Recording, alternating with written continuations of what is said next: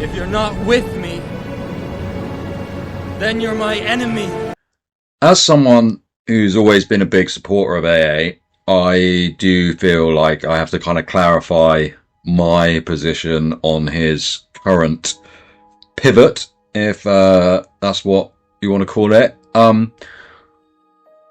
Now, the thing about making this video is that in AA's series of sort of Neymar against right-wing ideas, he takes lots of different, right-wing positions from all over the discourse. Which means if you want to respond, you've then kind of got to play devil's advocate for some of these opinions. But I'll go through here my sort of objections to what I've seen so far, sort of in each series, each video. So for the ethnic narcissism one, first of all, I think the analogy doesn't really translate properly, because I think most people don't mind the Klinsmans and the Zolas. It's the Carlos kickabouts that they're worried about, and there's a lot of them now. And I think if you want a right-wing response to this, obviously I think it was the late 19th century was when Francis Galton was about. He's obviously the guy who came up with the idea of eugenics. And when I mention that, I mean, I think that I'm not saying, you need to sterilize everyone who's under 160 IQ, but I think that society, civilization, society, people it's either going to move in a eugenic or a dysgenic direction. You're not going to have this maintaining a status quo for hundreds and hundreds of years. And we should arrange society so it moves in a eugenic direction, not a dysgenic one, which is basically where we've been going certainly since the end of the Second World War, if not a lot longer. And I think the other response would be is if everyone else does this, and I kind of think that they do to some extent. Most groups, or the majority of most people in most groups, do show some levels of ethnic narcissism. If you're the one group that doesn't do that, you obviously, and other people do, you're going to lose out very quickly. And on the racial superiority one, I think once again that's a pretty fringe position even today, and certainly not shown by many people that AA claimed, we're saying, oh, these people aren't right wing, when he was on our side. But now that he's not, he kind of uses them to illustrate the right stupidity. Say, for example, someone like Elon Musk, he was saying, oh, he's not our guy. And now he is a representative example of us. And I think with the family stats, I can't remember exactly which video that they were in, but that kind of for me, that just kind of shows that the rich don't necessarily get richer. Which is something I think AA's new friends will quite often tell you is the case. On the nationalism one, while Britain is, for all intents and purposes, a vassal of the US, independence, it could be achieved if we allocated as much money towards defense spending as we do towards welfare. Now, I'm not, obviously I'm pretty sure we'd lack the political will to do this. But, for example, if the government spent a quarter of its current spending on the Navy, it would match US naval spending. And then, we would deal with America on a much more equal basis. And obviously they would have to worry about the whole world, whereas we would really only have to care about the Atlantic. Now, obviously that's not going to happen, but that's kind of what it would take. And AA made very little mention of civilization in his series, that which he once claimed was incommunicable. But if he's against sort of ethnic narcissism and nationalism, I mean, I'm not quite sure why he still maintains his opposition to mass immigration, which he says he does. And I think one thing the series does expose is, the increasing obsolescence of, using a left-right binary. Should we really include like Zionists, Nazis, and Muslim fundamentalists all in this same category? I mean, they're not exactly political bedfellows. And you see how, left-wing, right-wing comes from the French Revolution. It was a sort of Western-specific dichotomy, binary, whatever you want to call it, and now it gets used in this world where it's no longer really fit for purpose. For the family values one, I think once again he's attacking a fringe position, and then acts like he's kind of sunk our battleship.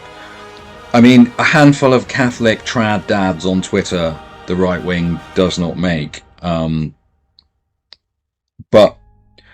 to be honest, having a family is probably the most meaningful thing that 90% of the population will achieve. But I think AA obviously needs to land in a few blows on the family to appease his new commie friends, who would obviously want to destroy it altogether.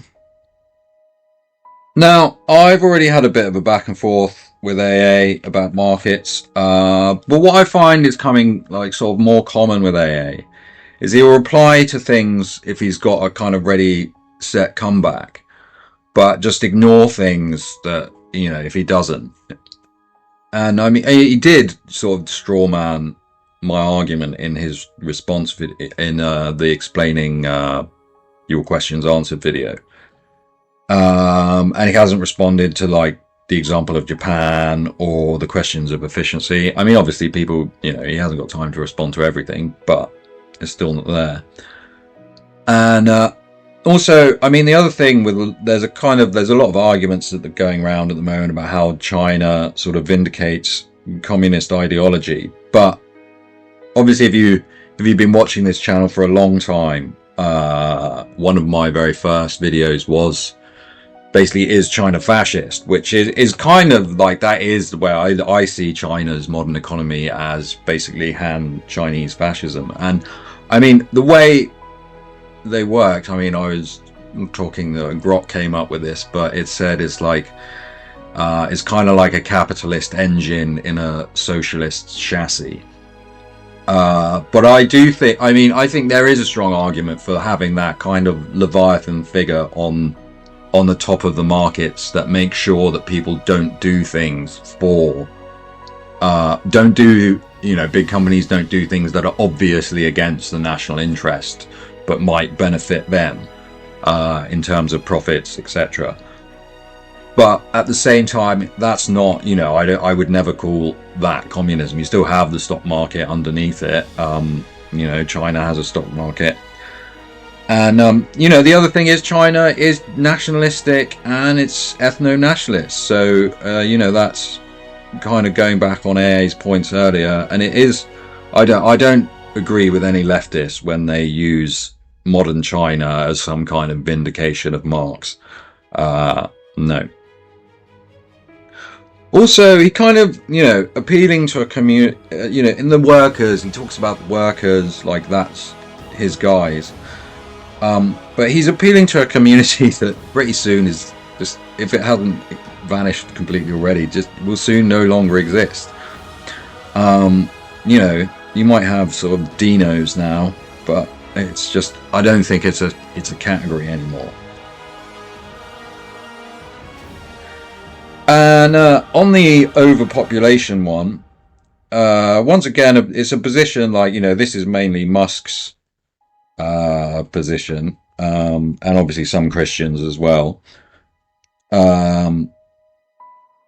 And although in the video AA said, he would deal with sort of people who were concerned about maybe the demographics of the future population, I don't really remember him doing that in any detail in the the video. But I always like, you know, when people say like, oh, we need to reduce the population to like 500 million or 1 billion, that seems to me just so low. When you know, and I can be misanthropic at the best of times, but I'd say there's definitely room for like sort of 2 billion, as that's what the world was before the Industrial Revolution. But I mean, I don't have a massive, huge amount of skin in the game on that one, but we'll move on. Now, AA seems to kind of like have a pretty, in the low IQ bigotry one, he seems to have a pretty bad self-contradiction between, like, he talks at the start about, I said, this is, you know, that this is all conversations with women comment. And then at the end, it's like, oh, I never do this myself, never ever do this myself, kind of thing. Now, there is a difference, you know, there is a difference between being sort of hyperbolic to illustrate a point and, like, you know, basic low-level gruggery. But also, a lot of, you know, white male Zoomers have grown up in a world where people with actual institutional power have, you know, continuously made jokes about them being genocided for about a decade. So sometimes you've got to cut them a little slack. Now, I think if AA had like framed this series in a similar way to the Distributists classic series, What's Wrong with the Alt-Right? But he just seems to have become a tanky, and, you know, that is just a path that I can't follow. AA got a lot of traction for his Stalin video, but we know from declassified NKVD files that Stalin was directly involved in around 1.9 million deaths, including 750,000 during the 37-38 purges alone. And this correlates, so the Pacific order is like 00447 from declassified NKVD archives. These correlate with the Mitrokhin archives, which is another sort of trove of data that we got about the Soviet secret services. And obviously these are the things that Khrushchev is talking about in his speech. So that to me forms a pretty solid triangle of solid historical data. But apparently, because AA has read what looks like an obscure book by some, you know, it looks self-published by some random professor, you know, none of this matters. Total orthodoxy, just like Lenin.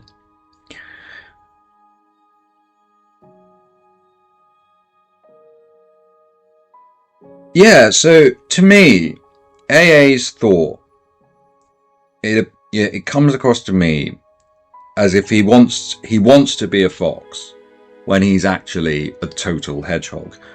What that basically means is, if you want more detail on that, check out on the Skeptical Waves channel. There's an essay by Isaiah Berlin called "The Hedgehog and the Fox." But so essentially, a fox interprets the world through lots of different ideas, whereas the hedgehog likes to interpret the world through one big system. And I think this is part of the reason why we see these kind of dramatic changes in AA's thought. I mean, I've watched AA like long enough that I can remember when the sort of channel intro he described himself as a classic liberal, and then, you know, obviously through his right-wing phase, and now he's basically become a tanky. But I won't be going down that route. But yeah, it's a hard to keep following. And also, like, AA accuses the right of being cringe, and the unsophisticated right undoubtedly is. But to be frank, his Twitter account has become like one of the most cringe things I've ever seen. Like simping for Ash Sakar while just being rude to people who've like actually bought courses off him, and supported his channel for a long time. It's just like, yeah, I can't support that. I mean, if you watch my Culture War Phase 2 video, you'll kind of see, you could kind of see this coming. But it's really sad to kind of see it end this way. And looking back, the end of Unpopular Opinions was, was the symbolic kind of turning point. And yeah, there was no movement, but it's just a shame that all the energy and vibe that built up there has now kind of just dissipated into nothing. But to all you Unpopular Opinions chat trucks, I salute you. They were fun times. You were absolutely fucking hilarious. I can remember laughing my head off so much. It was just the best thing on the internet, and now it's gone. So I'm sure many people will be speculating on his motives. Maybe he's facing his own issues of aggregate demand and thinks he can sell more courses on the left. But while this is, in some ways, a devastating blow, I, for one, still dream of Trumpton.